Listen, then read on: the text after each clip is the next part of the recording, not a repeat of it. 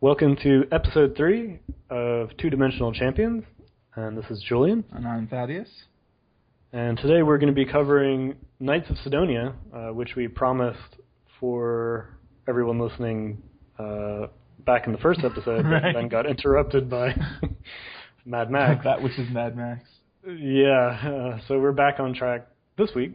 Before that, though, I'm just going to go over briefly a couple of cool news things that have been announced recently. So I write a blog which is called Tea Time with Godzilla, and everyone can just Google that, and it should be the first thing that comes up. And so the picture of Godzilla actually drinking tea. yeah. I wish I had that. That would be perfect. If anybody does have that, send that to me. That would be useful.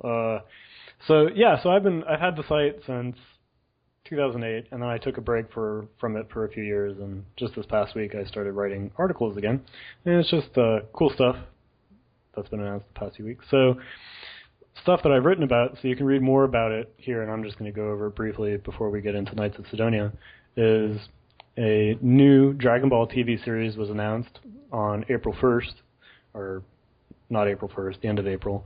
It's going to be called Dragon Ball Super.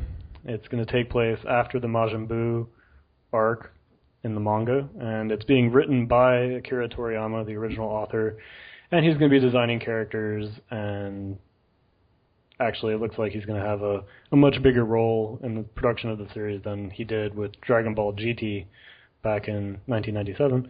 So that one was that after the Buu arc? Yeah, back in basically Dragon Ball GT picked up the week after Dragon Ball Z ended, and was just supposed to continue the story after the end of the manga, but it ended up not being super popular. Ended after about a year of being and like the main guy who did all the Dragon Ball series before that just wasn't as involved in it. Is that sort of what happened? Yeah, he did the character designs, and I think he did the general idea. I think he might have had like one meeting right. with them. But in this case, it looks like he's actually spearheading it. Yeah, he's actually spearheading cool. it. And so, if you want to read more about that, go to the site. But I'm really excited. I'm hoping that it's good, and then I'll be really excited. Right now, they've had two really fun movies. They've had Battle of Gods in 2013, and this year they had Revival of F, which is the return of Frieza, which I'm... Wait, these are DBZ movies? Yeah, new movies. Oh, wow. Yeah, they came back and started doing new ones. And Battle of Gods was actually more like the original Dragon Ball series. It was just very funny and very lighthearted. And Revival of F was supposed to be more action-packed and with Frieza. And there's a couple of new Super Saiyan forms, of course. Yeah, there's Super Saiyan God and Battle of Gods. And then, of course, not to be outdone, there's Super Saiyan God, Super Saiyan, and Revival of F. Is it like Super Saiyan God X2 or whatever? Like, I'm thinking that's going to be in Dragon Ball Super.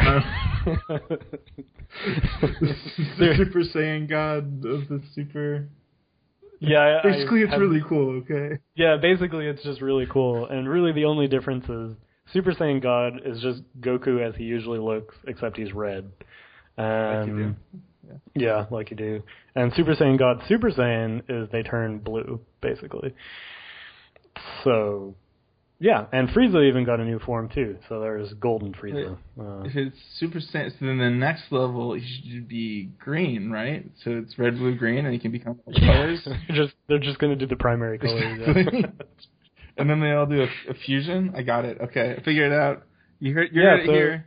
I think right there you just wrote the story for Dragon Ball Super. Yeah, I'm a professional. I think that's it. We don't need to cover it. We don't even need to talk about it. You heard it here first. So that's coming out. That'll be in July. And then the other bit of news is Toho Studios announced a new Godzilla movie for the summer of 2016.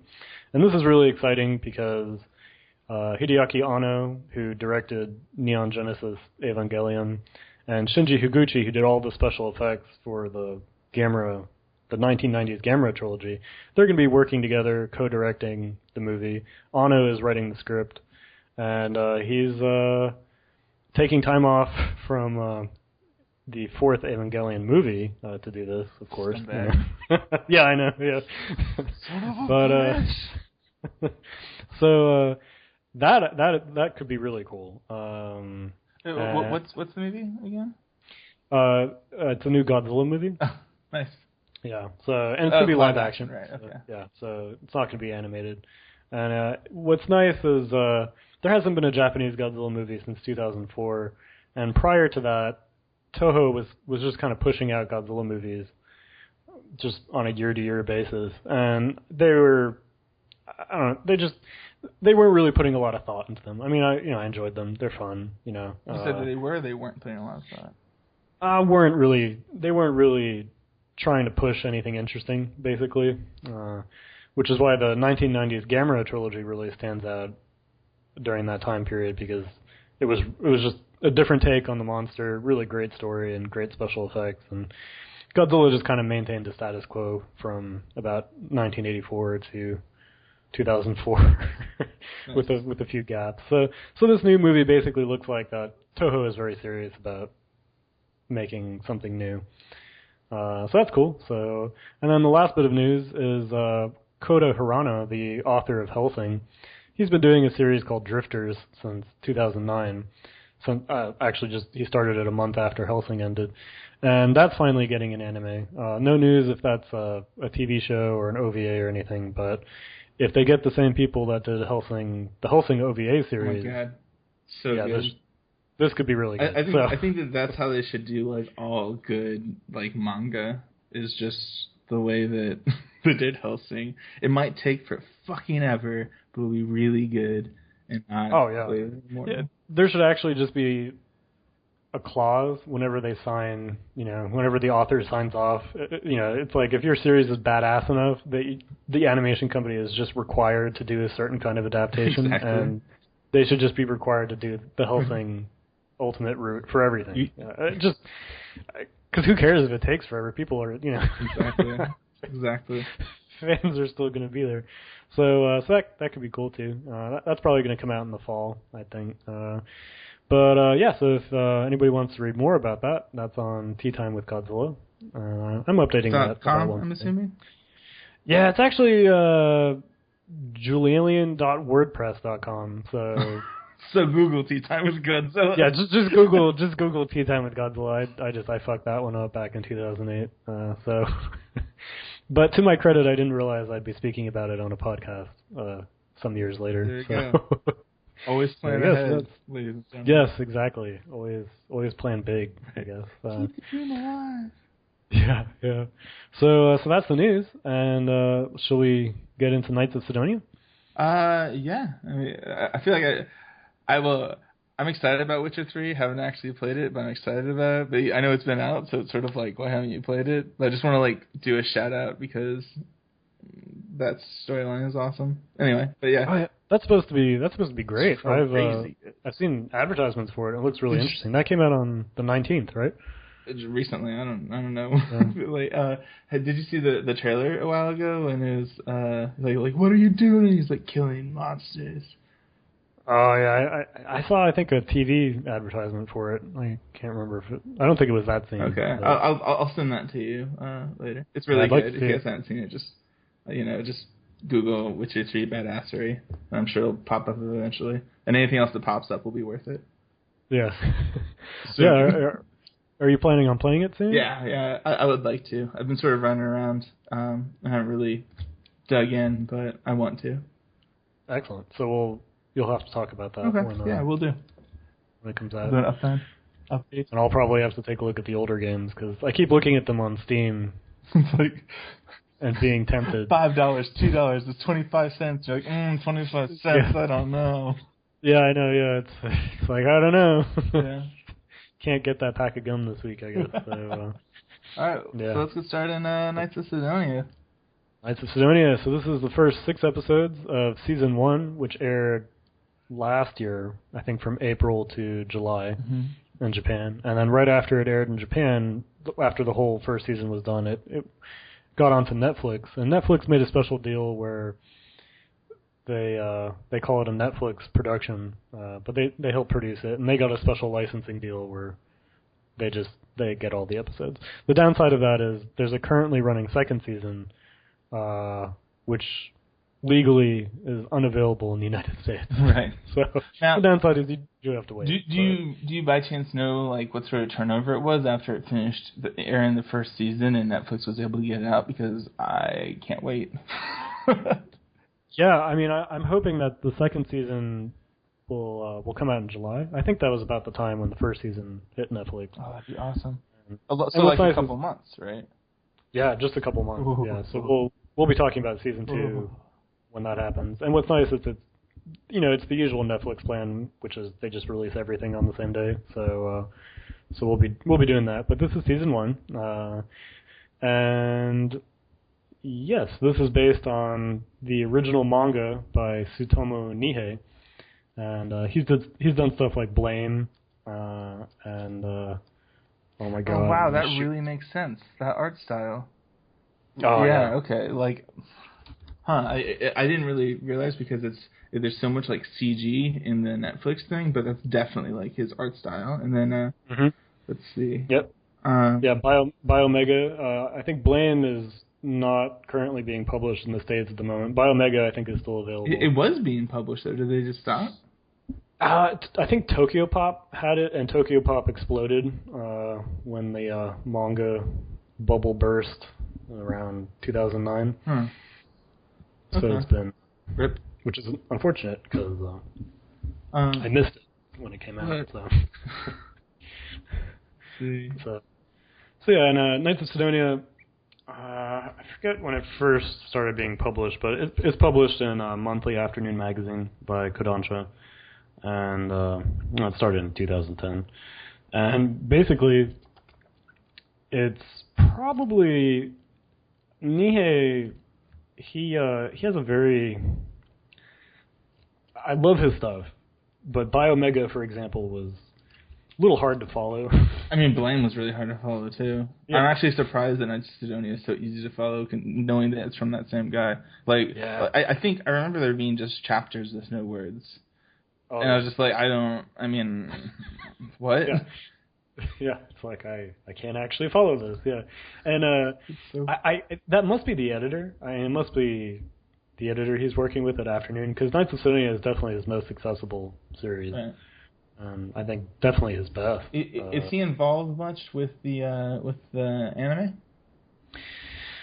That's actually a really good question. I am not sure. Okay. I don't know either. I heard. Yeah, I have no idea. I did hear some rumors when the first season was airing that the finale of the show, because they hadn't actually announced that there would be a second season. But there was some rumors going around that the anime was going to have an ending that was original just to the adaptation, and that he was helping them with that ending. So he has some involvement, but it's not completely hands-on. Yeah, and that wasn't. I don't think I ever read anything that actually confirmed that. So that just could have just been like making it. Like, there was some scenes because I watched it. I watched Knights of Sidonia the full season, like just randomly when I was browsing Netflix, and like there was definitely some scenes that I thought happened that didn't actually happen. Yeah. So. Yeah, so we'll cover that in the second season, I guess. But with this first season, the first 6 episodes actually follows the story very close, like the original comics, very closely. So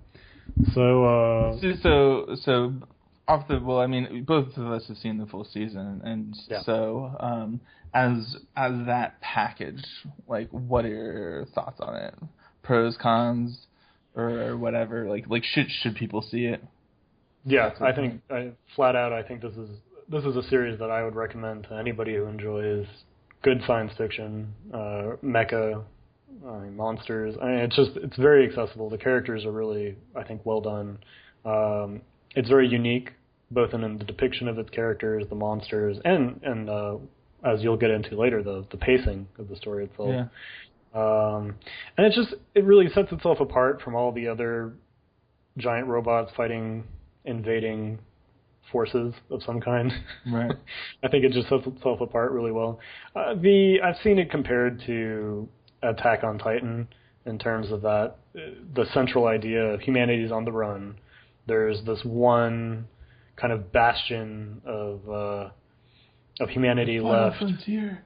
Yeah, basically, and they're just constantly under siege from something that seems like that's always one step ahead of them. Well, I mean, it seemed like they were completely fine until just recently, and now they're constantly under siege. Yeah, actually, yeah. It's like, yeah. you tried to mine the wrong asteroid. Fuck. Basically, yeah. Yeah, so I guess in terms of tone, let's say you read Attack on Titan, you really liked it, you've never heard of this, watch this. Right. You'll like this. Would you recommend it to your grandmother? Nope. Yeah, that's actually I would skip that. Yeah, and I just don't think.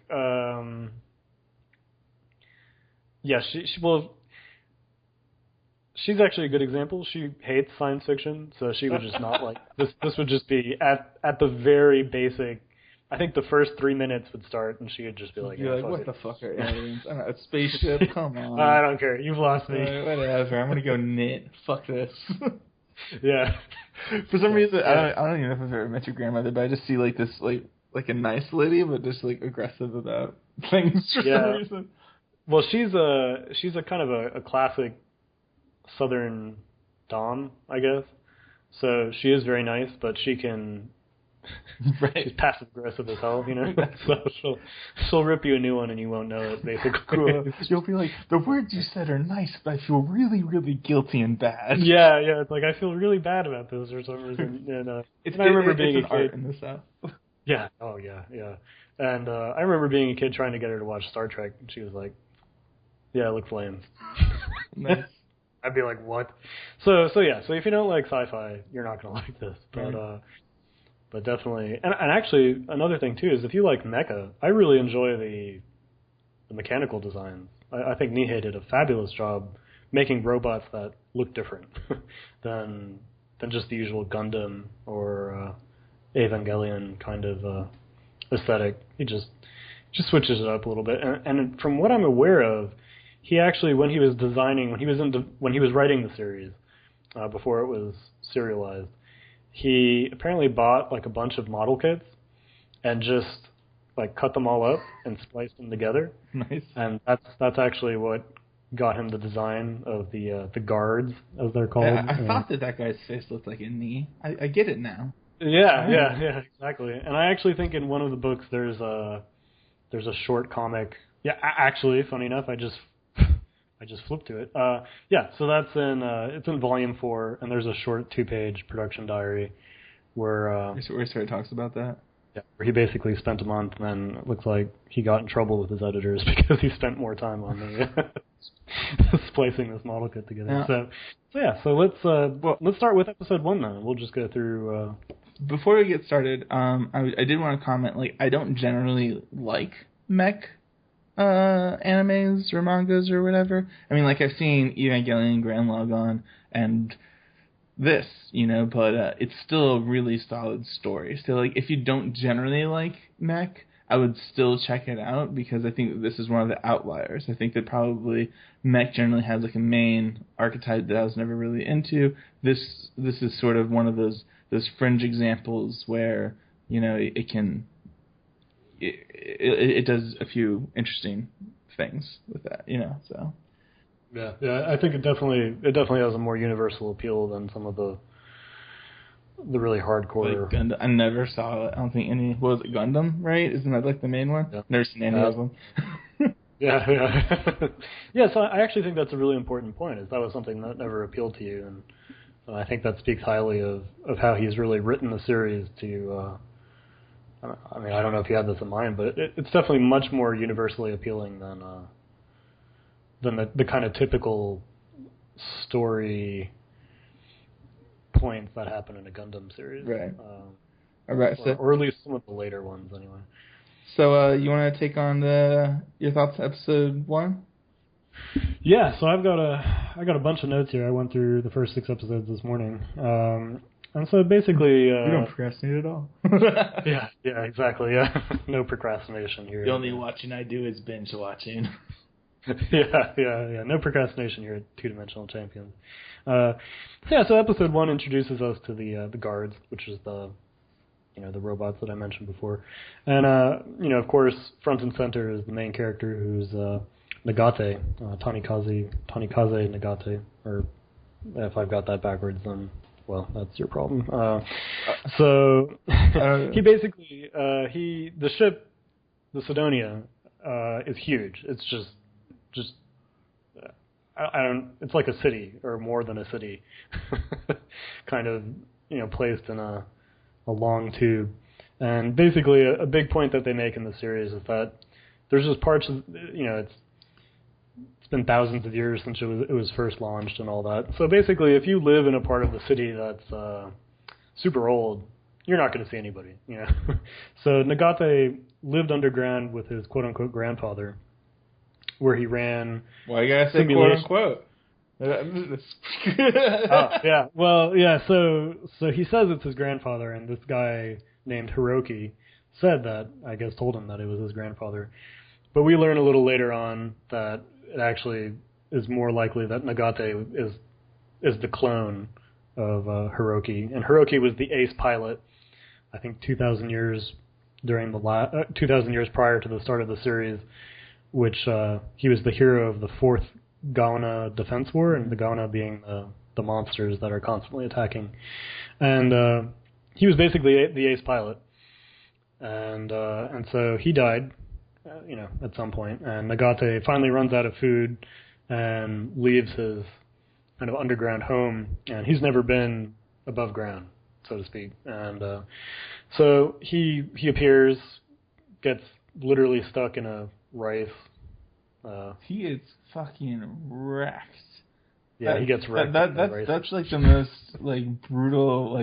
It's just like oh look, and these fingers are broken. It's like oh, but he's still running. It's like hardcore, and then he gets what does he do? He jumps on the train and he gets nailed in the head with a freaking There's something sticking out of the wall, and it just because he's starving. That's why he leaves his home and he falls into a big vat of rice. He just gets in trouble. I mean, basically, he's a great pilot. He's not really gonna do well on any. If you're gonna give him a test, an IQ test, I don't think he would score very highly. He is just thick in every way possible, except when it comes to coming up with brilliant, strategies, battle techniques. Yeah. Which I guess is the one thing that his original gave him, because he just taught him how to fight, basically, so he doesn't know anything else. Mm-hmm. So as the main character, as Nagate is running around the city getting in trouble, we kind of learn, we get introduced to so we get introduced to the other pilots. And that there's basically a school set up for training people to pilot the guards. And we also learned that there hasn't been a sighting of the Gaona in about 100 years. Mm-hmm. So everybody's pretty chill. It's like we're learning how to battle these giant, horrifying, people-eating creatures, but we haven't seen them in a long time. Right. The past few generations of pilots, just trained and basically retired. And so we'll probably be good too. And you mentioned before, sort of the similarities with Attack on Titans, and I think that's sort of one too, right? Because a lot of people want to be in the Guard for its sort of prestigious position, but then they didn't have any Titans at the beginning of it. Is that true? Yeah, I mean that's actually a great point. I mean the only people who saw Titans were the I'm going to get the name wrong, but the scout group, and they were the only, and nobody liked them because it was a shitty job. Basically, You just go out, get eaten. Yeah, who does that? Yeah, whereas the real nice, cushy job was if you were the royalty, right? The police force for the innermost section of the city, right? And that was a great job, But yeah, you never saw it. There wasn't as much of a. I feel like Attack on Titans really emphasized on class, classism, But I don't think that in Knights of Sidonia it's that much. It's more like, wow, it's really cool that you accomplished this prestigious position, but it's not like, and I'm better than you, all you lousy mortals or whatever. Yeah, except for that one and chick, actually, but, yeah, that's actually a great point, because I think the big difference is in Attack on Titan, the population has kind of had time to get fat, basically, or at least the ones in the innermost part of the walls. Whereas in Sidonia, during it's mentioned during the Fourth Ghana Defense War, 99% of the population of Sidonia was killed.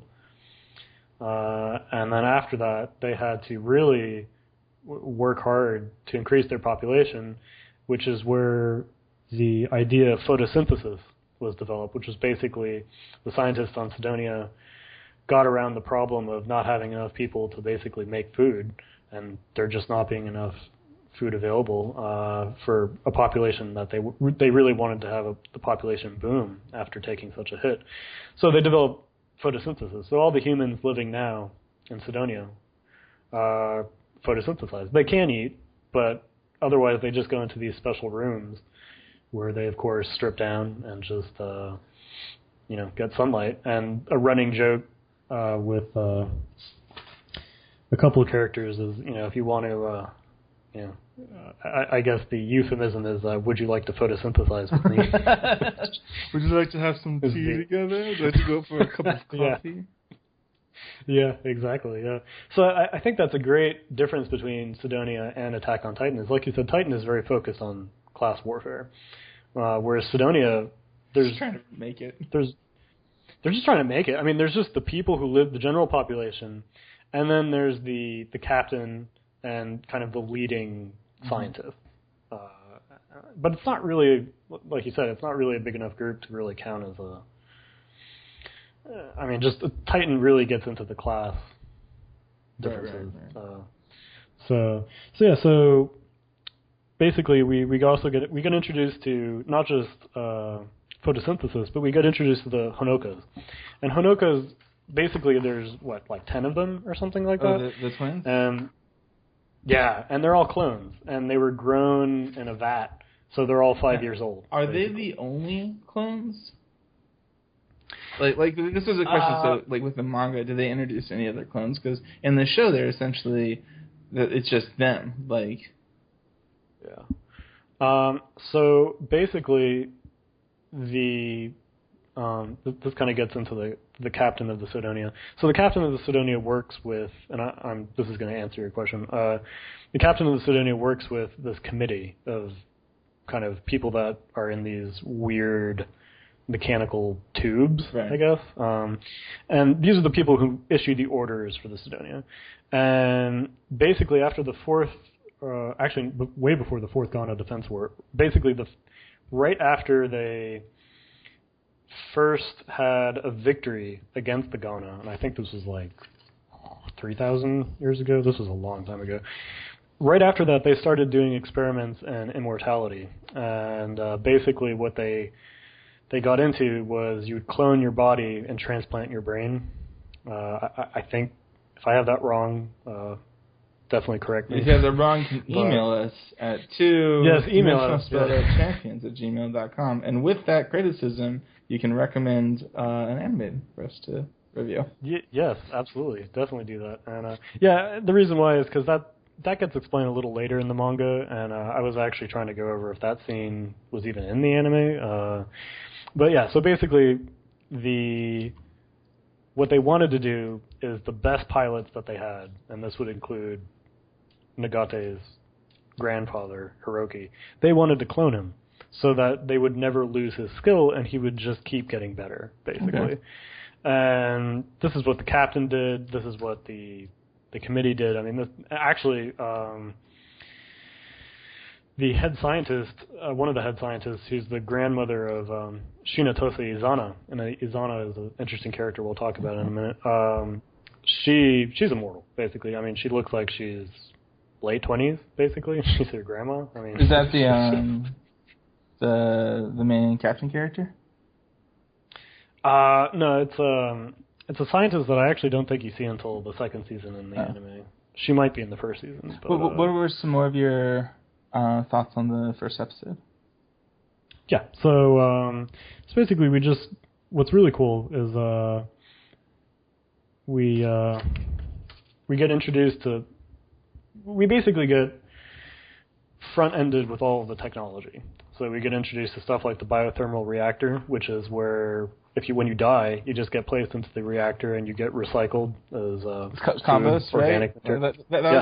material. That was Nagate's fear when he came out, and he was like running for everyone. He was like, as soon as they catch you, they're gonna turn you into compost. Yeah. They're like, you're actually healthy. You're fine. You just can't photosynthesize, you noob. Yeah, exactly. And so if you're ill or something like that.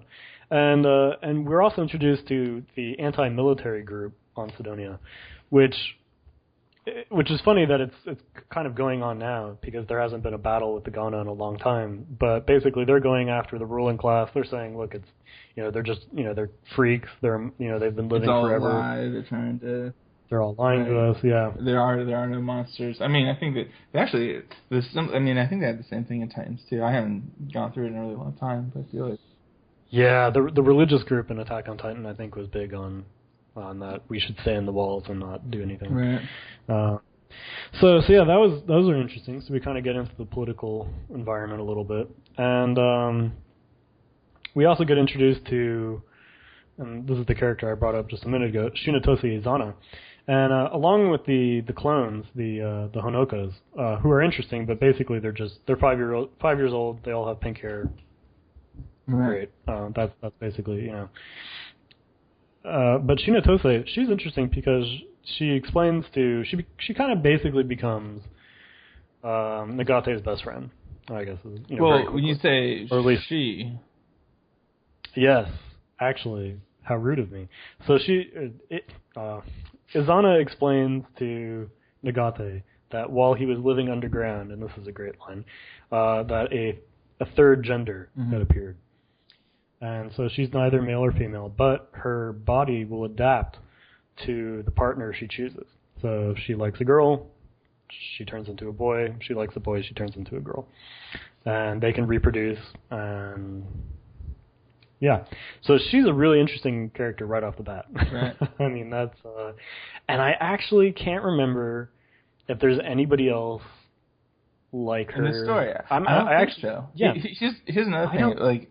Just a quick nod to that is that all of the girls wear skirts, all of the guys wear pants, but Izana was the only person who wore shorts, I believe.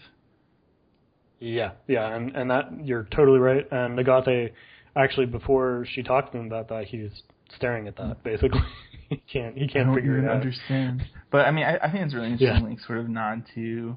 Transgender people, because that's sort of essentially a thing, a current event topic, and this is sort of playing out how some people might work with it in the future. Yeah, I mean, I think this is a great example of science fiction, really. I mean, discussing stuff that's happening right now.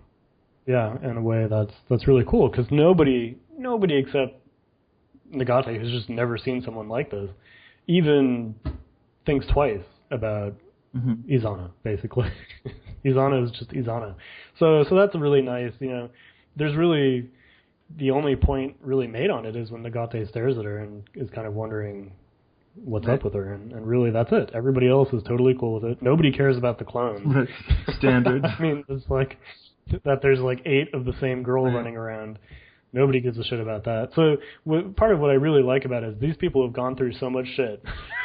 They just, everything's cool, basically. And it's pretty much set early on that Izana really likes Nagate. Nagate is just a dunce. I mean, he just doesn't do shit. I mean, like, the shout-out to the guy who did, God, what was it? Break? Or what was that manga that the same artist did? I forgot. Blame. Yeah, Blame? Because there'd be scenes where, there's just no words, and there's so many scenes when, like, someone says something to my character, he's just like, it's just blank-faced. Like, he doesn't respond, doesn't say words, he's just like, I'm so, I didn't Huh. I'm just like, God, you fool. You fool. Yeah, exactly. Yeah. It is sort of harem-esque, though, with that character, which is the thing. If I were to say one of my gripes... Izana? Well, everyone likes Nagate, or whatever. Like, that seems to be, like, the thing, you know? Yeah. And it just sort of develops, and it's kind of just those anime tropes, you know? Well, yeah, Nihei, I feel like, kind of pushes this harem aspect for Nagate, but what I think is really funny is I feel like he's, especially later in the manga, where he introduces a couple of other characters who I won't get into right now, he almost treats it like a satire of the harem series. And so what's funny is, at the beginning, it's kind of annoying, because everybody likes Nagate, and I think mainly it's just because he's just so unusual. Right. He just lived underground. He has no idea what's going on. But later, there's just some funny shit that happens with these other really, like, just out-of-this-world characters. And it's this harem situation that in any other series I think I would just be really mad at. But in this, it really feels like he's having fun, but he's making fun of it, basically. I didn't pick up on that, but maybe... Yeah, I mean, a lot of this doesn't happen until much later. I actually don't even know if it'll be covered in the anime. But that was just something that I, later in the manga. So yeah, and the last couple of things in episode 1, like I said, they really kind of info bomb you in this episode. So basically, the Ghana are unstoppable. The only way you can kill them is if you use something called a weapon called the Kabizashi, which uses kabi, which are these sort of this material that was discovered on this strange ship that they think was built by another alien species, not the Ghana. And it was discovered, and it's the only substance that can pierce through a Ghana's body and destroy the core. Because basically you can rip off arms, you can blast it apart, but if you don't destroy the core of the Ghana, you don't kill it. And so all the other weapons they had used against the Ghana were ineffective, which is why when the Ghana first landed on Earth, they had to abandon Earth. All the other ships that were sent out, apart from the Sidonia, they've lost contact with. I mean, it's just been a kind of a really extended bad day. So the only weapon that they found that works is the Kabi. Now they only have 28 Kabi because that's all they could grab from the ship that they found. Mm-hmm. So that's big, and so there's 28. They've hooked them onto spears. So the whole thing with the guards is that they've kind of tried to spear the Ghana that they fight. And the episode or not?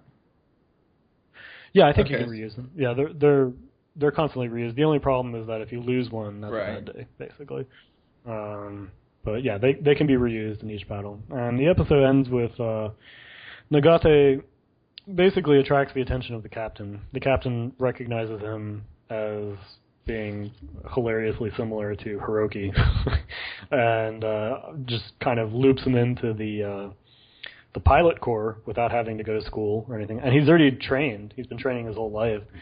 So she even takes out the Sugimori, which is Hiroki's old guard unit that was kind of on display as a museum piece for a long time. Gives it to Nagate. This pisses off Kunato, his family is another big production science family, so they handle a lot of the major development projects for Sidonia, and he's basically a rich boy. I mean, he's just he's really capable. Part of a very he's just sort of a spoiled douche. Or maybe an arrogant douchebag. So very arrogant, yeah. So his whole thing was he was planning on getting the Sugimori and piloting it himself. So when it disappears and it's given to Nagate, he's on a bad path, basically. And we also, so the captain's name is Kobayashi, and we also get introduced real quick to Hiyama, who's a bear. Right. Of course, as you are. The scene though when Hiyama is introduced, she's just like knocks. I don't know. She's like, "Oh hi," and then the guy's like, "What?" And it's like, "Oh, my hand. Does it surprise you because she has like a little robot hand, but she's a fucking bear, But he's just like, "You're a bear." It's like, "Oh, is it my hand that bothers you because I'm normal?" It's like I'm talking to you. Yeah, I love that scene. She's like, yeah, it doesn't get in the way of Right. my normal duties. And he's like, that's actually not Right. not why. I'm looking at you. Yeah. So we also get introduced to Hoshijiro, who's kind of the hot girl in class. Seems like Kunato seems like he likes her in his sort of jerky way. And Nagate immediately looks at her and is like, oh, okay. Right. Yeah, so that's what's going on. And when I was watching it, Kunato, in the introductory scene with Kunato and Hoshijiro, Kunato actually invites Hoshijiro to come over to his house. And he says that when she becomes a full pilot, it'll be good for her career if she knows him personally. So it's not really stated. I think they had relations. If you become my wife. I know. Just the way he said that was you're very yeah, basically like, you're you're a jerk. Anything else about the first episode you want to touch on? That's basically it. I mean, it kind of, again, an info bomb. There's just a lot of information in that.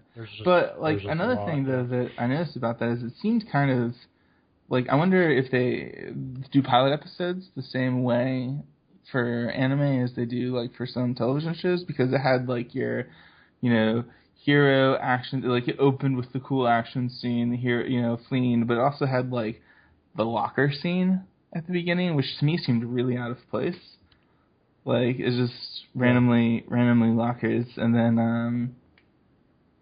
like, I don't know, it would be nice if you didn't have to just have a scene that's full of women in their underwear. I'm not complaining, mind you, but, like... Oh, yeah.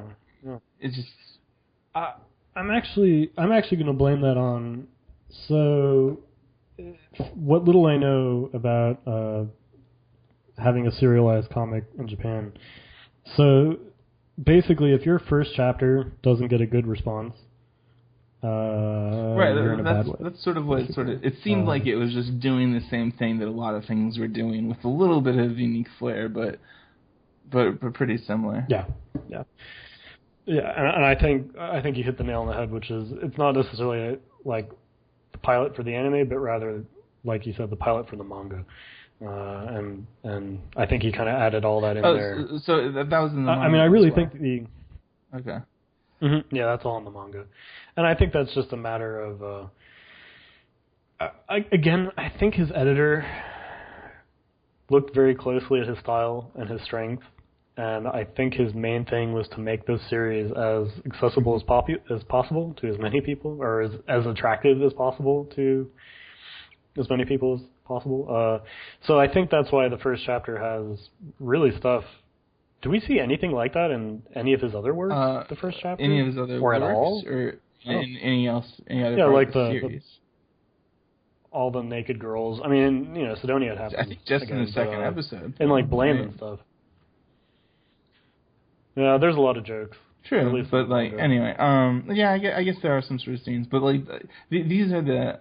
I guess these just sort of stood out to me because they're like the stereotypical bath scene. Oh, super stereotypical. But a thing that I thought was neat, and I'm not sure if this is necessarily standard or not, but he's like, oh, I've been like, all I've been doing is training on these simulators. I'm going to practice on the simulator, and he gets fucking wrecked. Yeah. Yeah, he's not using the new tech. So he sucks with the new machines, but then when he gets an old machine, that's what he's good at. Yeah, which I guess is part of the reason why the captain gave him his. Otherwise, he just gave him the Sugimori food. Yeah. So episode 2, what stood out for you there? Let's see. This is when you notice the development of characters, and then they destroy their plot armor and kill them. So there's the one chick that was just sort of like a jerk, and you just sort of like think, oh, you're just like this jerk character, and then like the second episode just starts out like by filling in her background and like where she came from and why she thinks and acts the way she does, and then Well, so they go on a planet, and then they're just trying to do day-to-day mining, what's going on, and then there's water. Surprise, there's the alien monster there, and he kills her. He eats her, actually. Yeah, so the girl you're talking about is Eiko Yamano, and she's this very serious, she's basically the person in episode 1 who, whenever anybody jokes around, she's like, no, we've got to take this shit seriously. It's a for real job, and she comes from a poor background. A poor background, which I guess goes against what I said earlier about Sidonia not having class stuff in it, but yeah, so she takes it very seriously, and when Nagate, I think he's cleaning in the first episode before they leave, and Izana does this handshake with him that says that anybody who's in basically in a team that goes out in the guards, we should always touch first because it's good luck. And Yamano is like, nah, fuck that, I don't believe in supernatural stuff. She's eaten by an alien. She gets eaten by an alien, yeah, and it's actually that is a creepy fucking scene, and that's just the way they spend the time with her background, and the way where she's kind of just like dreaming her life, and then suddenly she snaps back, and her fucking robot gets destroyed, and she gets yanked out of the cockpit, and then gulped down by this bubbly monster. And then after she gets gulped down, the Ghana actually starts taking a more human form, which is kind of creepy. And then he gets a freaking nuke dropped on his head. Yep, so basically none of the guards are equipped with the Kabi. They can't defeat the Ghana. So the captain shoots the heavy mass cannon, which just basically is just this... I don't know, a big cylinder is for drop on him. Yeah, and so it doesn't kill the Ghana, but it basically shoots it back so that the guards can come back and they can regroup and kind of figure out what to do. Because this is the first Ghana they've seen in 100 years or whatever. So everybody's pretty freaked out. They weren't really expecting that. And then we're in. No, yeah, they definitely weren't expecting that. And then we're introduced to the current ace team on Sidonia, which consists of Akai, Aoki, Midorikawa, and Momose. And Midorikawa has a younger sister named Yuhata, who add her to the harem. What's the nicest? She basically gets added. She's to really harem. smart and good with machines. Yeah, super smart. She starts off by hacking into the computer system to find out how Nagate piloted because he fought, didn't win, but he fought, and she gets really impressed by his fighting skills and stalks him basically, which is all cool. And then Nagate has PTSD from the battle. He barfs all over Izana's poor leg, which is that scene though, the way it was done was sort of like, I don't know, it was really creepy and well done.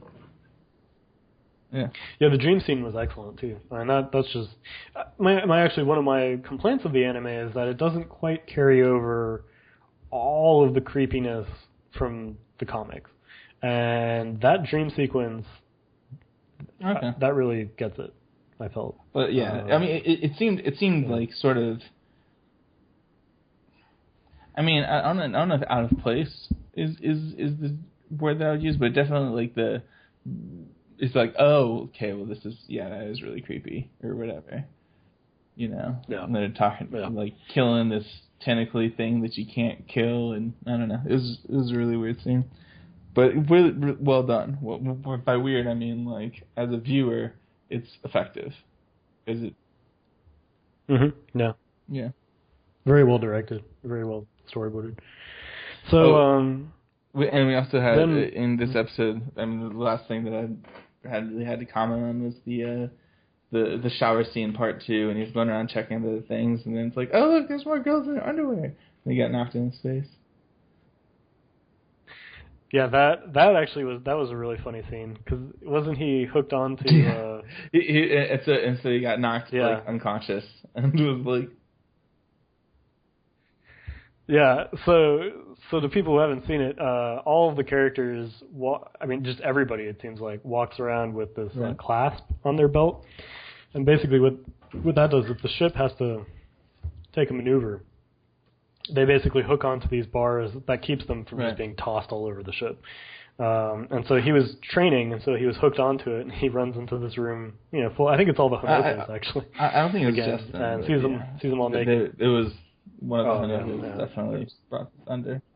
Yeah, and he gets decked, but his harness keeps him. Right. Like he bounces back up with the harness. That was pretty good.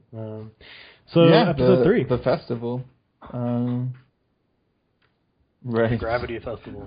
So this is something I didn't, because I was wondering why the hell do they have a festival when everyone just gets their nutrients from photosynthesis? But you mentioned that they actually do eat. I was also curious about, the guy was in like a rice thing, but apparently he was the only person that ever eats in the show, which is kind of weird. But at the festival they do it seems like eating has kind of been relegated to like an entertainment kind of thing. Like, it's just you don't need it. So what you do for festivals, like yeah, or almost like a formality or something. Yeah, and it seems like the Gravity Festival, I kind of got the feeling, is being held because they haven't fought for so long. It keeps them, the guards, basically, it's like a gladiator style match, except nobody dies. You fight to be the best guard pilot for the year. Come back next. That game where you had like the two guys and the like little plastic dudes, and you try to like pop the other guy's head off or whatever. Oh yeah, something like that. They're pretty much playing Rock'em Sock'em. That sounds good. I think that's yeah. Whatever that was, I don't know. Yeah. So, and then we get introduced to Tsuruchi and Samari. And Tsuruchi is this guy who's pretty lame. He's always making the joke of you want to photosynthesize with Samari, who's, I guess, the girl he likes. Mm-hmm. And they've been pilots for a while, it looks like. And they're mainly important because they're the elite team. They're they're the elite team, yeah. So they're in it. And at this point, Yuhata is giving strategy analysis to the captain, and basically the captain's second in command is basically like, yeah, she's great. I think I'm going to go back to piloting, and I will let her, because we need all the pilots we can get, and I will let this girl take over for my position. Captain's pretty unsure about that, but she's like, all right, I'll look it over, see how it goes. We got Kunano just being a dick, right. Basically. He was so upset because he lost the tournament or whatever. And then... Yeah, and he loses to Akai, right? The leader of the elite squad. Yeah. It was elite squad. But after that, it's interesting. He's always like, when he gets mad, he just like bites the shit out of his thumb. And that's just like his major tell. It sort of helps with the character because even though like he's a douchebag, like a super, like you don't like him, but it also makes it sort of seem as though he has a lot of internal conflict going on. You can tell he's super. And then after his defeat, he was walking around and just like running into people, like like fuck you, I'm mad, I'm gonna go over here. And then,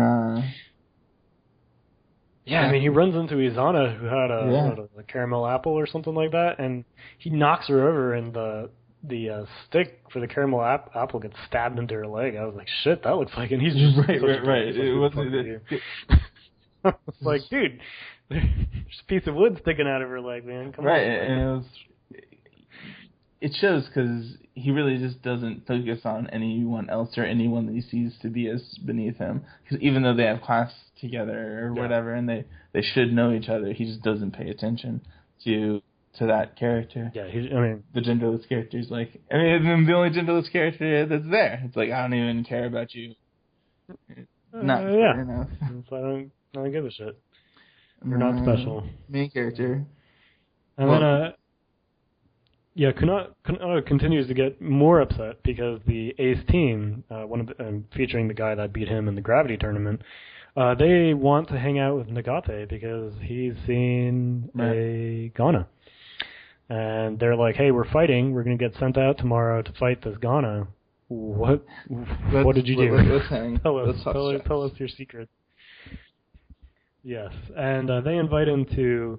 So this is actually the kind of the first interesting change between the anime and the manga, which is in the anime they go to the bathysphere section of the ship, which is just this huge water reservoir with animals, with sea creatures in it and stuff.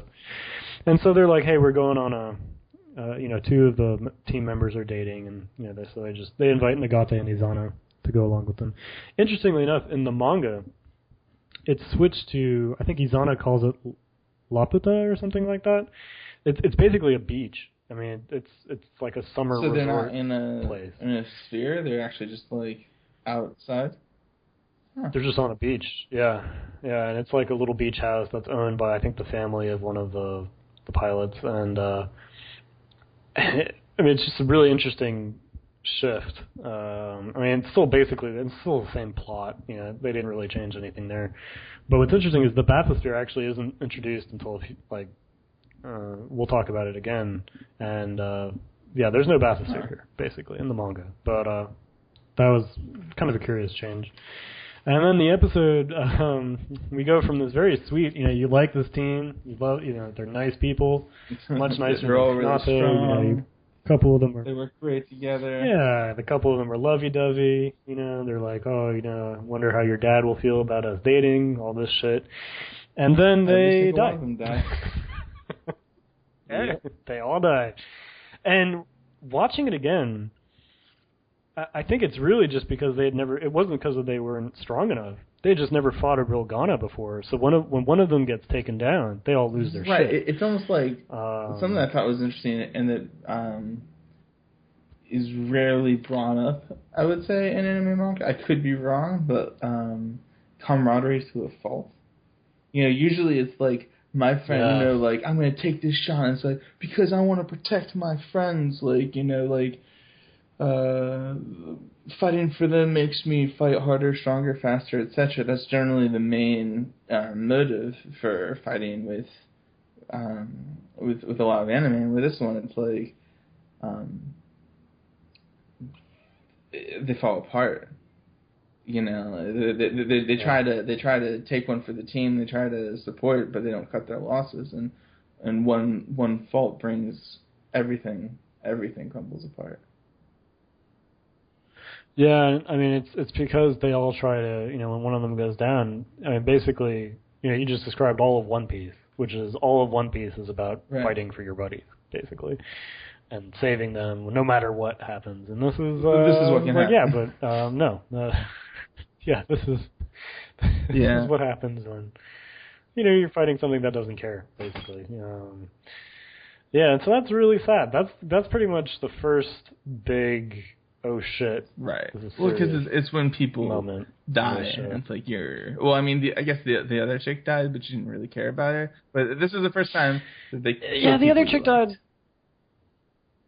Yeah, and I mean, and that was like they were taken by surprise. They'd never seen one before. It was just, you could understand why one person died who wasn't properly armed or prepared. But this was the elite squad. That's yeah. Right. And they were nice, yeah. So that takes us to a little bit more 4, about the fight because the just the way that it played out was the girl that was dating the main character got in a bind, so then he went off the path. I think he probably could have actually killed the guy before she was in much of a bind, but instead he backed up to try to help her. Then he got killed. Then she lost her shit and just was like, give him back. Why are you killing him? I want him back. Yeah. And then she gets knocked away. And then while the other two people are trying to go rescue her, the monster picks them off.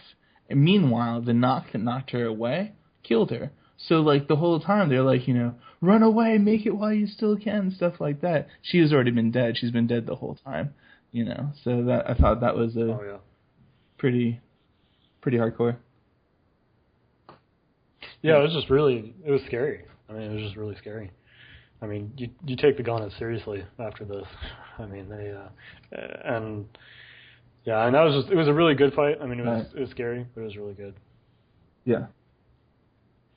Yeah, so episode 4, the Ghana is kind of making its way to the Sidonia pretty quick, so the captain fires another one of those giant cylinder things at it, and the Ghana dodges it. Yeah, and this is something that's interesting. Is I mean, you know more about this than I do, granted, but because you've read the manga, but it seems like they almost have a hive mind thing going on. I don't know if it's necessarily that they're connected to all of the Ghana, or if like when they how they consumed that one person, or how they consume people, they actually gain their knowledge on how they fight and how they execute strategies. Because the first one was like, what's this big, rod that's coming to kill me? And the second one was like, nah, man, I got this. Like, I know what this is, and I know how to dodge it, and I'm like more mobile and stuff. Yeah, and that's really interesting because where I am in the manga, you really don't know much more about the Ghana, except they do have this weird learning curve, like you said, where they're learning, and yeah, so it's not quite clear like what. Definitely, I think a hive mind or something like that, because they're all picking this up. But the Ghana's evolution is really interesting too, because basically they're not just coming back in the same way each time. Everybody's got to kind of up their game each time, because they're really, like you said, they're learning, and that makes them really scary because they're paying attention. Sometimes to the point of mimicry, but we can get onto that. The Ghana dodges the blast, so he's gonna catch the ship. Yeah, he's gonna catch the ship, and this brings up, I think, this is one of my favorite scenes actually. So the captain decides to basically change.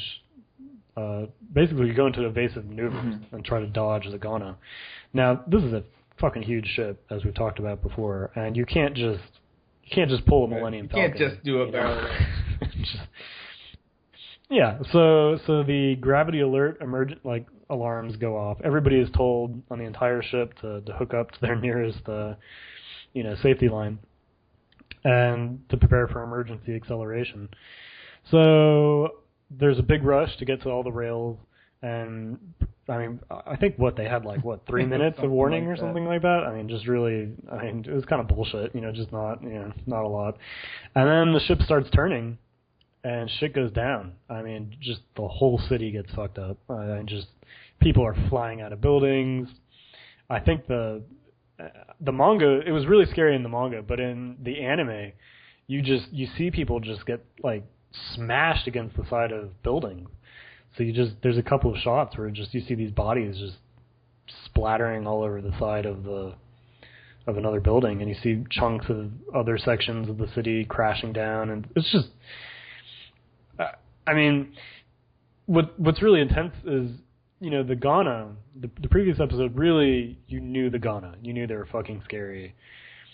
And, throughout this time, you're kind of learning more about the ship, and the gravity move, you just really get a sense for how much they are still on a ship, regardless of how huge it looks. How they're still on something that has mass, and basically what the captain decides to do is still really important. They're not just on a giant, I don't know, it's not just like a giant planet, it's like shit. Yeah. Shit is affected. The whole scene made me think sort of like the Titanic. Especially the Leonardo DiCaprio movie, not just the history book, because who reads history books? But when the ship goes up and then there's just bodies falling, and that's just how it was illustrated. There was tilt, and then people were falling out of one building into another person's apartment, killing them and shit. It was just crazy. Oh, yeah. And then the after scene, blood was just everywhere, and it looked like even some people who were on the gravity thing just still died just from being flailed around. Or else, they weren't clear on that, but there was blood everywhere. Yeah, and I think you're right. It was just people who were just shaken to death, basically, or maybe they got hit by something, or actually, I didn't think about it, but it was probably they show right before that. Basically, Nagate Izana, and they can't find a spot to hook on. And then Hoshijiro shows them another area, and you see a lot of people hooked on. So actually, what might have happened was there was just so many people connected to the same, like, or didn't break necessarily, but they were just all bashed against each other. I mean, they were just, like, I don't know what a good analogy for that would be, but I mean, they were just all hooked onto the same railing, and when the ship was, doing those huge turns, they were just battered. They were battered against each other, and I think that's. I mean, it wasn't shown, but I think that's why it just was so gory in the aftermath, is because you just basically had these, like 20 people hooked onto the same line that were just being slammed against the wall and each other. So that was really horrifying. That was really that was rough. Yeah. Yeah, I mean, that was you really. And also, the second in command is like, we can't do this. We're just going to kill all these people. And the captain's like, yeah, well, we cannot let a Ghana get onto the ship. Right. It's like you have the choice between killing half of our population or killing all of them. Yeah, and I think that's why it's so important to have people who are immortal, is because, the captain had been through the Fourth Ghana Defense War. She knew what would happen if even just one got on board. So for her, there's not even a choice. It's like, well, okay, we're moving the ship. Whereas I think somebody, who had been in the job for 10 years or something like that, was a great captain, but had never gone through those issues, would have spent 15 minutes, being like, well, at least we've got to warn them at least. No. We've got to let them know. Yeah. And there was no time for that. So, I mean, she saved the ship, but that was a decision you can't make without having been through something worse, basically. It's like, I'm losing half of it. Well, I lost 99%. Yeah. So they recover. Everyone's like, WTF. And then they send out the Elite Squad Part 2, which is just to try to fight the Ghana or whatever, right? And yeah. Mm-hmm. What was it? So they sent like a bunch of people, and like the main characters, like their squad was just sent to recover the spear. Yeah, because like we were talking about, there's only which so many the guy's of them. hand was still attached to. So yeah. Yeah, and actually a quick little note too, when the Sidonia does the big turn, the unit that was destroyed, that the girl was in when she went nuts when her boyfriend got killed, her unit actually crashes into the ship. Yeah, and I don't think it's in the anime, but I was just going through the manga, and I was like, just another one of those little details. Basically they still had she was dead, but they still had they're tracing the unit, and they're like, oh shit, it's crashing. Right. The captain's like, well, yep. Yeah. Yep. So they send out all of the guards, mainly to defend the Sidonia, and then they have the new elite squad with Hoshijiro, I think Kanato and Nagate. And is Azana in that group, or is she in the? I think it was just a group of. She in the 4. defensive team. That's oh yeah, that's okay. all I remember. Is that it was a group of 4, and I remember that the main character spotted the spear, and then the guy was like, "Fall back, I got this," like it just seems like he's wasting movements and wasting efficiency in order to try to, get in the spotlight. Oh, absolutely. Yeah, Kunata is just trying to use everything to his advantage. And, in order to make himself look better. But the Ghana wasn't having any of that, and he figured out how to make his own super cannon. Exactly. Yeah, the Higgs particle cannon. Yeah, and this goes back to the Ghana slowly learning. Or quickly learning. I'll go with quickly. Or quickly. Yeah, because, actually, it was something I never really noticed the first time I watched it, but this is the same Ghana they encountered in episode 1. So, it's also the same one that ate that chest. Paying attention. So. Yep. Yeah, there's a blast, everyone's shut down except for the main character. He comes up, grabs the spear, and then kills the dude.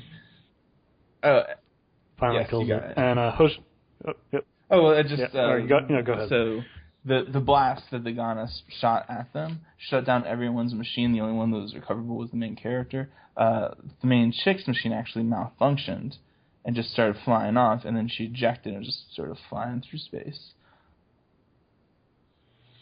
Yeah, and I think it's an important point that the Higgs energy, the Higgs particles that they use to not only for their weapons but for their engines. There's kind of I think later on it's discussed that the pacifist party that's trying to get Sidonia to get rid of all of its weapons and shit like that. I think this is the case. They start blaming the Higgs particles for attracting the Ghana. And there's something with the Higgs particles, and I don't know what it is, but they're important, very important. I mean now, but it's an interesting energy source that they don't really get into this early in the series, and it's still pretty mysterious later on. But, sorry, I just wanted to point that out. So now we're in episode 5. Just to wrap up, he kills the dude and then runs after the chick, even though he has a damaged machine, because Yep. Yeah, and he's being told, he's like, look, you're damaged, and you also don't have the power to get her and come back. He's like, whatever. He doesn't really follow any of the rules, though, that he's told. Like, that's a pretty, like, pretty much every encounter, they're like, no, dog, don't do that. And then he does. Yeah, he's just like, fuck it. Right. Episode 5. Episode 5 to me was my least favorite episode. It was just like a romance episode. I didn't think that really it just developed on the main sort of couple. But that was it to me. I don't know if you have anything more to touch on that. Is he finds her? They drink each other's pee in order to stay hydrated, and then people show up, and this guy's like, "Hey, you want to drink my pee too?" And they're like, "Oh, I'm gonna blush because I'm so embarrassed." So that's episode 5 for me. Yeah, and I mean, it's funny. After 4 episodes with with a breakneck pace, you get episode 5, and just everything slows down. And yeah, so most of it, like you said, is just Tanikaze and Hoshijiro. He rescues her out of her pod. She thinks he's asleep. She takes off all of her clothes to photosynthesize. He wakes up, and she's like, "Oh no, don't look over here." Right. Which, that. Yeah. So really, it just you get it. I mean, you get it right. I mean, it really just serves to say Hoshijiro is super cute. She really likes Tanikaze. Tanikaze thinks she's super cute. Yeah. And he really likes her. It's cool. Like, it's valuable for the series. It develops the characters more, but I like violence. Yeah, I mean, just, it slows down a lot. And actually, the most interesting part of the episode, I thought, was the other pilots are in a lecture? Because basically, Hoshijiro and Tanikaze are floating out there for 3 weeks. So meanwhile, classes are going on as usual. And the lecture is interesting because they explain... They basically explain some story points like with the Kabi, with the Ghana, and they bring up the strange triangular structure that was discovered where the Kabi was found. And what's interesting is I don't think there's a flashback scene that happens in the manga where you see the bear whose name turns out to be Lala. You see her, the captain, and Tanikaze's original, her Hiroki. They're all in the squad along with Ochiai, who we haven't talked about yet, but they're all in a squad exploring this ship, and they get attacked by a Ghana. A couple of them get killed, and they find the Kabi, and the Ghana is destroyed. And then everything that changes after that. I don't think it's never actually shown like that in the anime. I think this is the only scene where they talk about this. And during it, Lala gets into an argument with the captain over Tanikaze, and I don't really... I might have just missed it when I was going back over it again.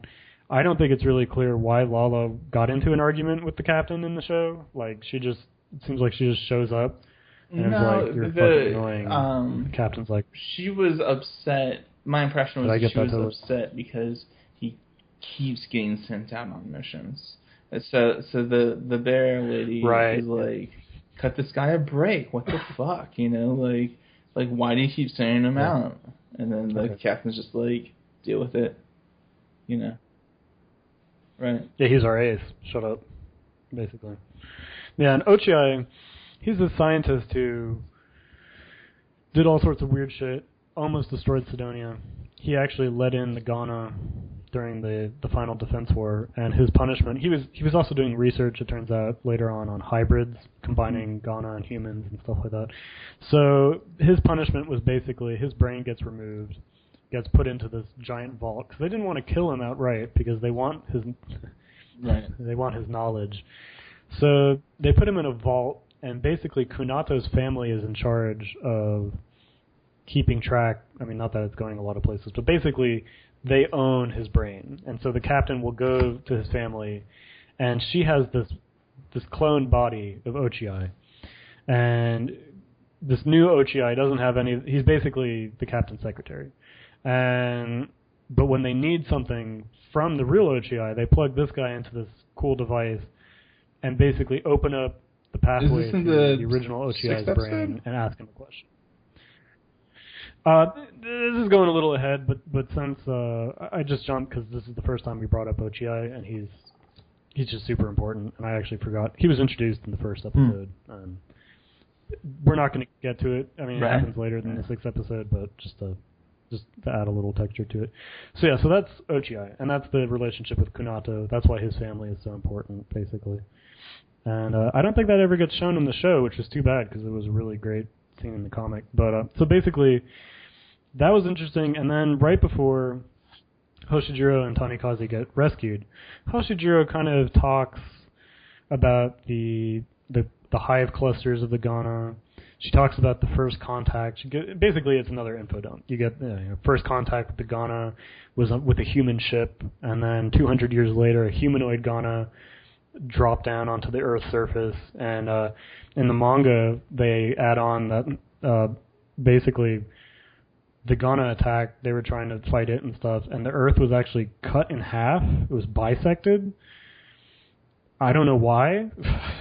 This is not in the anime. This is in the same section in the manga. And then they also talk about how a ton of ships were launched. I mean, not just the Sidonia. You just had hundreds of ships. And basically, within 1,000 years of the Sidonia's launch, I think it's called the Opossums, or it's spelled Aposimz, and that was the last ship the Sidonia had contact with, and then 1,000 years after the launch, they lost contact. So that all gets skipped in the anime, and Hoshijiro just goes straight to how she thinks the Ghana and humans, she thinks the Ghana are just trying to communicate, and that they're just too different to be friends, which is like, that's the mad scientist. You like, okay. Yeah, well, this is Hoshijiro, actually, who's talking Which about ones? this. I'm terrible with names. And the girl, she's like the main girl, basically. That Tanikaze is stuck in the robot with for 3 weeks. This is right before they drink their pee. Huh. Yeah. So, I mean, just pacing-wise, like you said, it just really slows down a lot, and you get some interesting bits of information. I think they skip the most interesting parts of it, and then they get saved. Right. So, not exactly edge of your seat. But the development's really important for the next episode.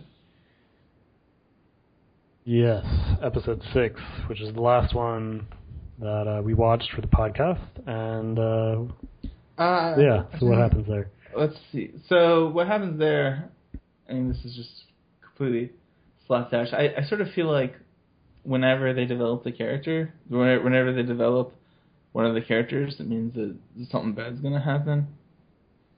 So that's what happened. They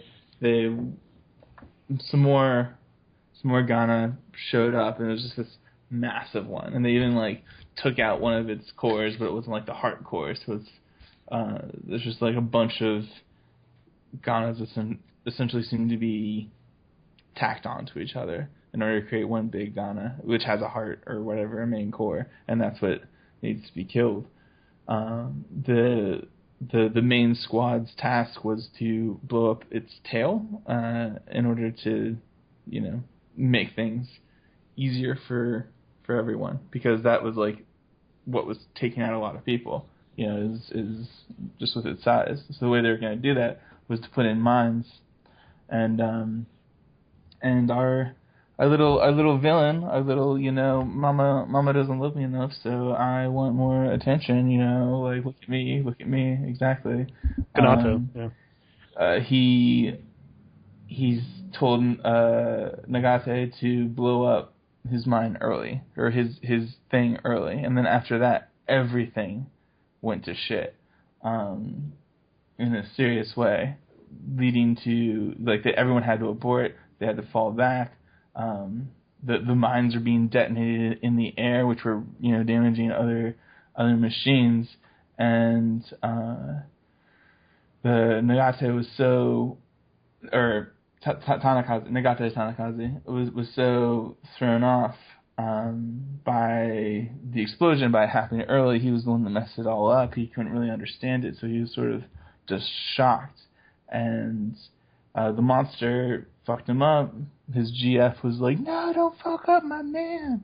So she successfully sacrificed herself to save the main character. And it wasn't like with the first death, it was an assimilation, but she just got speared.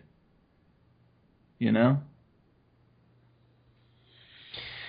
I No, well, not in the anime. Not in the anime. She doesn't get eaten. She just gets like stabbed a bunch. Yeah. By the tendrils or something. Yeah. And I think actually the way Hoshijiro dies is actually really interesting, because in the anime they build up, so they're leaving to go fight the Ghana, and she salutes him. And then the screen goes black, that was, and then he wakes up really in the good, hospital room. Really well done. Yeah, and he doesn't know what happened.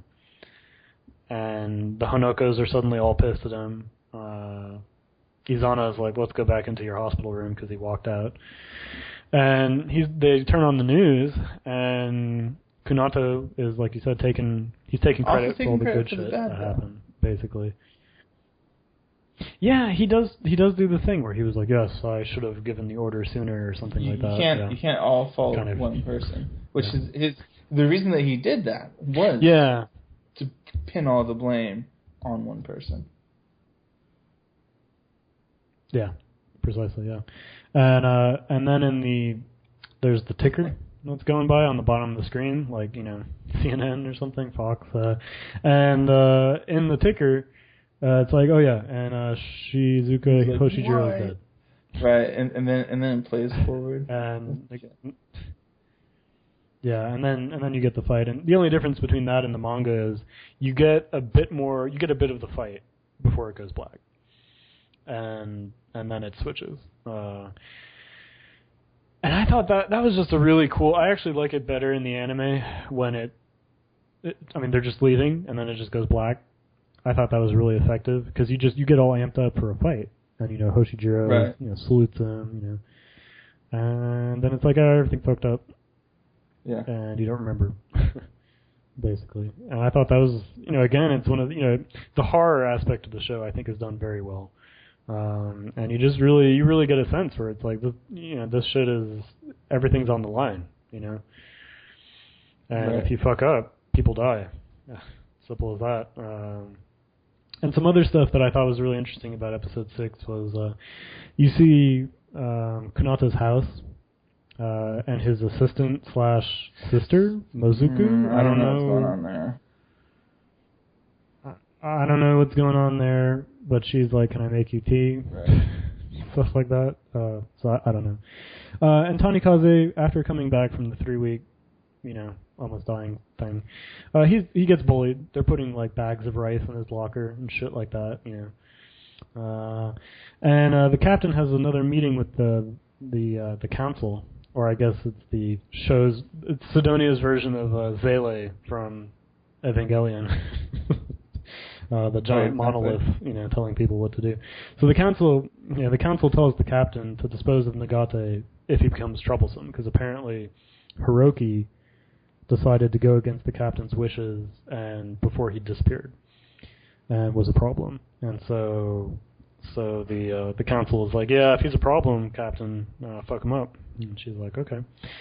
And Nagate N, who's one of the Honoka clones, Hoshijiro and Kanato become full pilots, and Midori Kawa, the little sister of one of the ace pilots who died before, she joins the class, which is like the 600 and something generation of pilots. So she joins. We get a bathysphere scene again with Izana, Midori Kawa, and Hoshijiro. Midori Kawa is really interested in getting Tanikaze alone. And she basically gets cock-blocked, and then there's a pretty hilarious scene where she tries to push Tanikaze into the bathysphere before anybody else gets a chance to get in there, and she gets stuck in the door with Izana, and Hoshijiro pulls them out, and Hoshijiro ends up in the bathysphere alone with Tanikaze.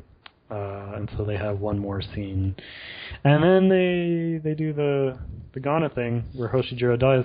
So basically, don't go into the bathysphere.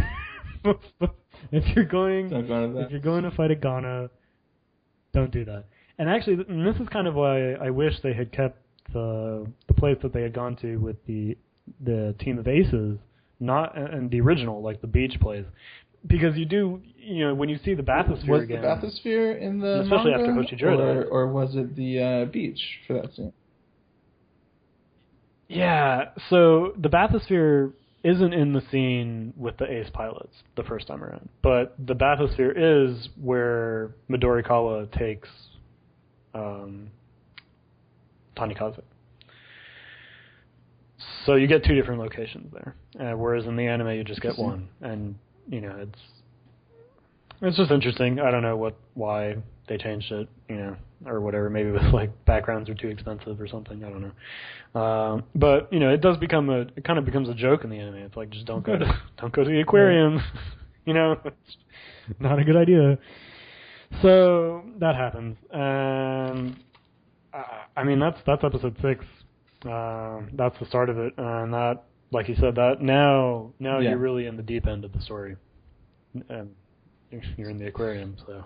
that sounds really That was a terrible joke, I'm sorry. Now you're in the aquarium. That was horrible. Yeah. And Season 1 is only 12 episodes long. And what's really interesting is by Episode 6, Episode 6 covers the first... Let's see... How many books does it actually cover?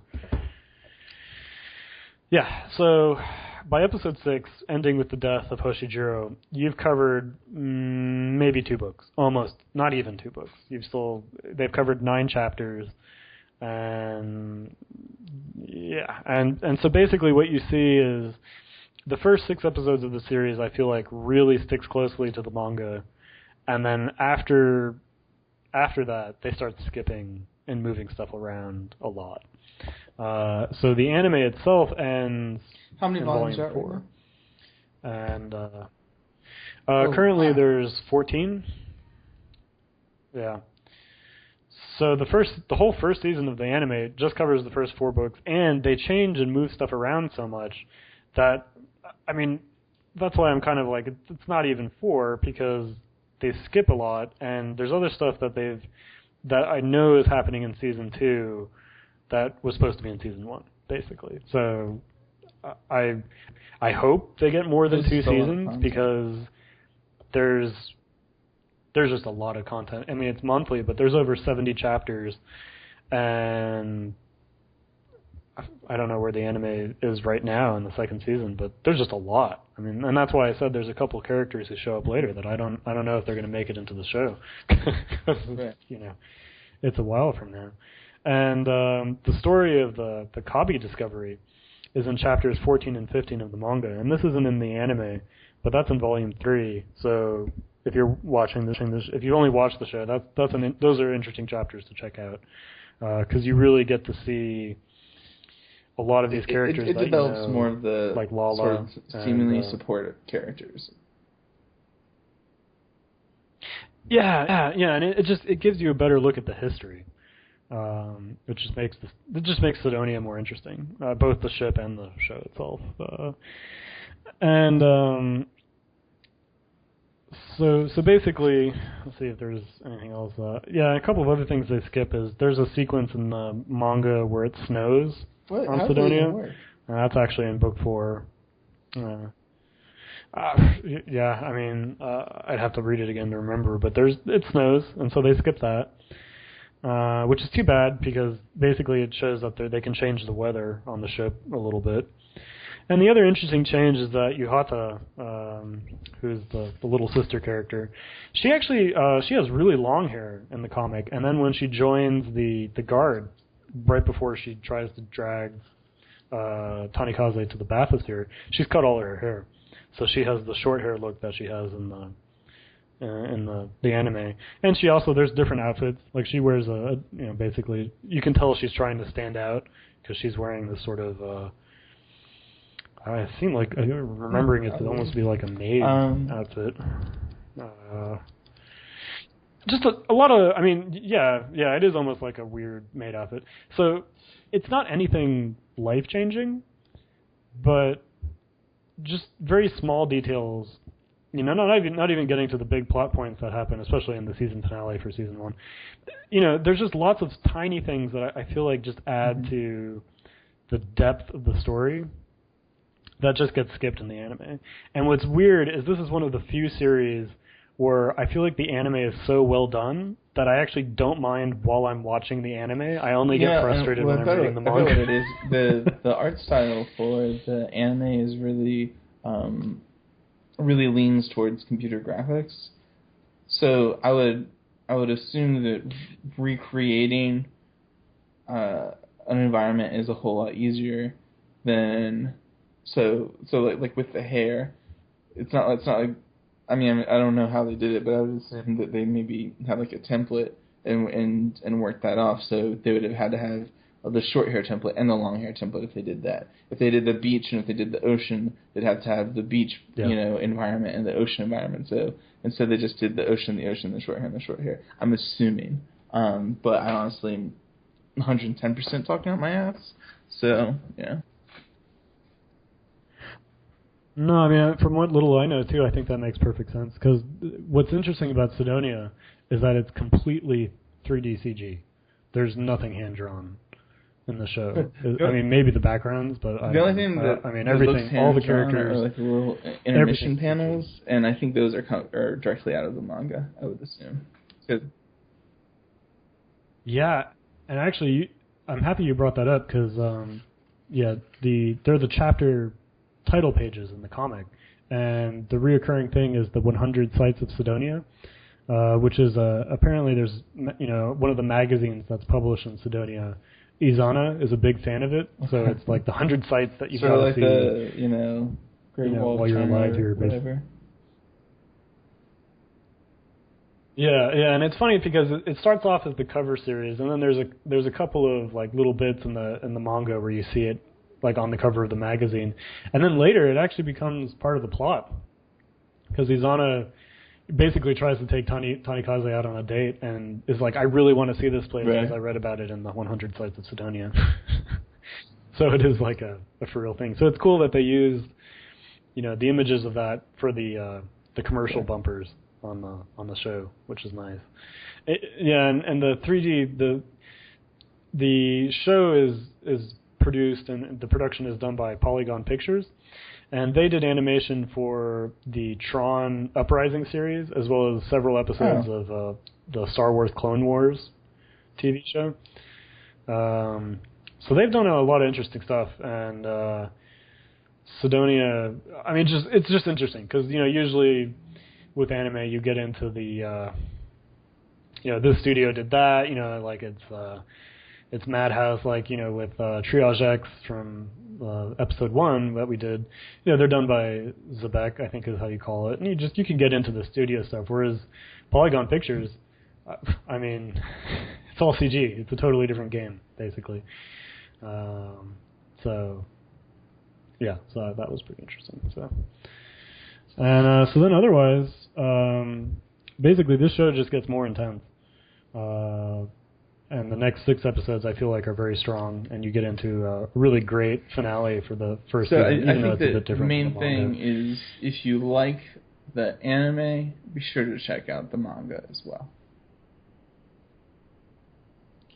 Yeah, and really vice versa. If you've only read the manga, I mean, I'm complaining about the stuff that gets moved around or switched out, but actually the anime is so well done. It's worth watching. I mean, it's worth watching. It's worth buying. And actually, onto that, if you like or if the series sounds interesting to you, or if you're interested in where to get it, the manga is published by Vertical here in the United States, and they're actually almost, I think book 13 just came out. Let me check.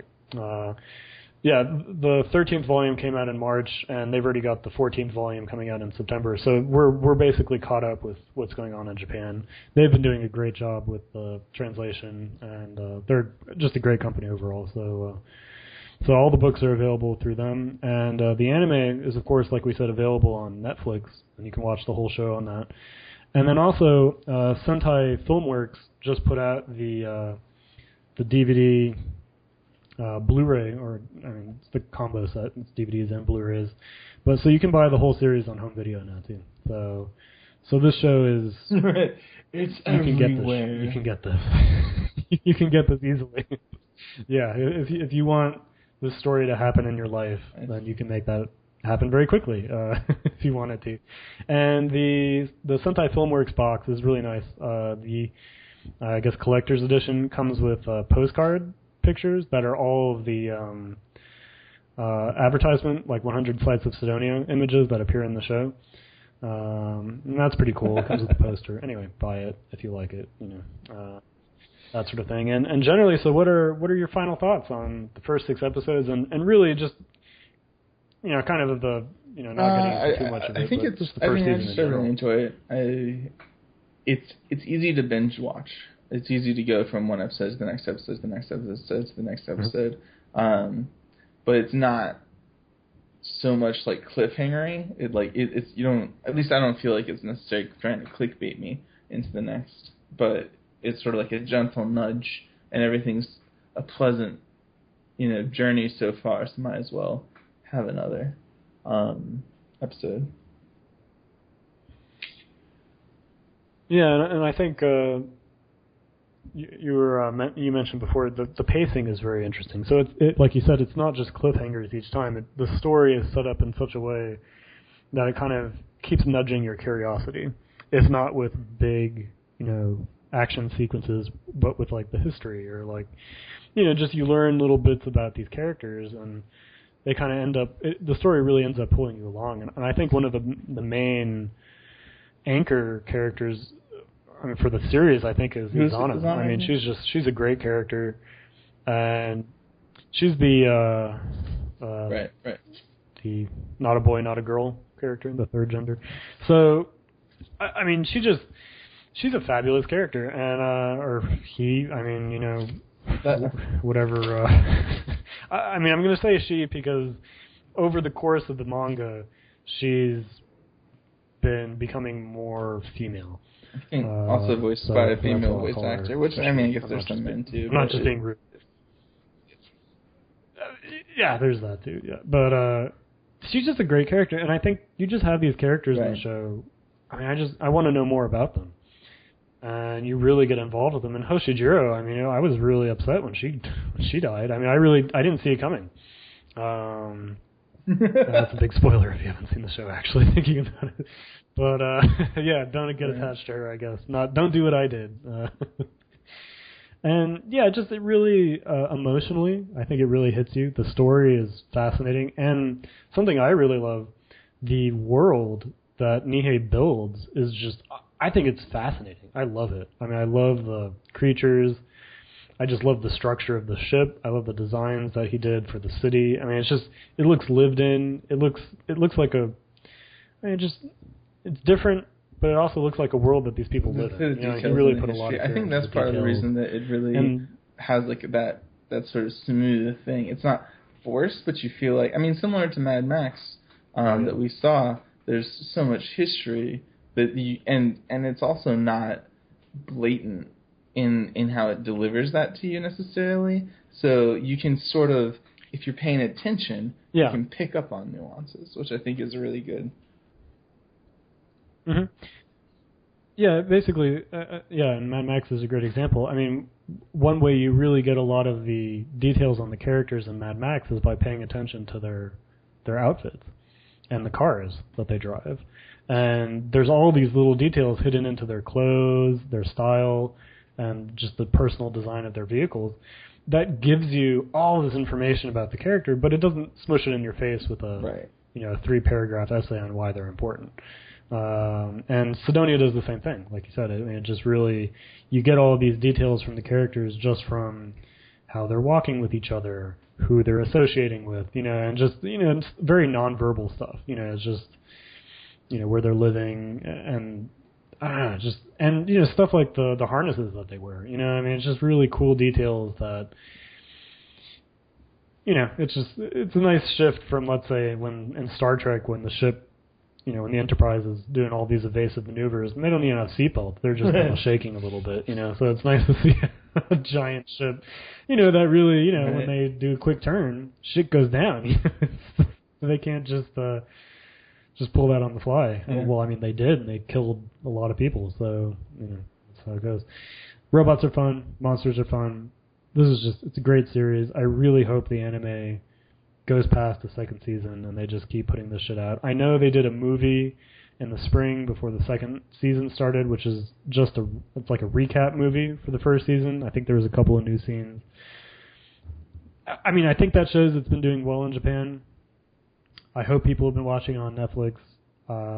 People should buy the comic. I mean, it's just a really good series, and I just really want them, it'd be great to have an anime that goes for a long time with it. And so, if the rumor that I talked about is true, that they are doing an original ending for the second season, I'm hoping that that other rumor was true, that Nihei is helping them with the ending, and I hope it's good. But otherwise, it's a great story. People should take a look at it if they like sci-fi. I think that's it for. I think that caps us off for the first 6 episodes of Sidonia. No, just anything else you wanted to add? Please email to the number 2, then Dimensional Champions spelt out at gmail.com. Yeah, and I think just another quick note too. We'll be doing, I'd imagine, another Sidonia podcast later in the summer when the second season becomes available, and we'll do just like this. We'll do the first 6 episodes of Sounds season good. 2. For next week, I'll be looking. Anything you want to tackle? Well, this is again where, like you said, people need to email and send in what they want to hear us talk about for 90 minutes. But I don't know, what were you thinking of? Was there something that was standing out to you recently, or what have I been watching? I'm kind of interested in Akame ga Kill. I haven't really gotten too far into it, but that's an idea. We could have it also be a surprise. Let's do that. Who knows what might happen next week. Or something else. Yeah. It'll either be a Akame ga Kill or it'll be a surprise. Yeah. So, but otherwise, we'll, I guess, see everybody back here next week. And thanks for tuning in again for episode 3. And shoot us those emails, please, because otherwise... I know. Otherwise, we're just going to be totalitarian and decide everything for you. We'll just do the ones that we like. We don't care about. I know, you'll just... you'll become bitter, you'll be frustrated, you'll start talking to Why do yourself about all how the we never talk characters about have the shows giant you want to tits? hear about, I know, it's like, this is just ridiculous. It's like they want to see the same thing, each time. So, so let us know. Otherwise, Take care. surprise for next week.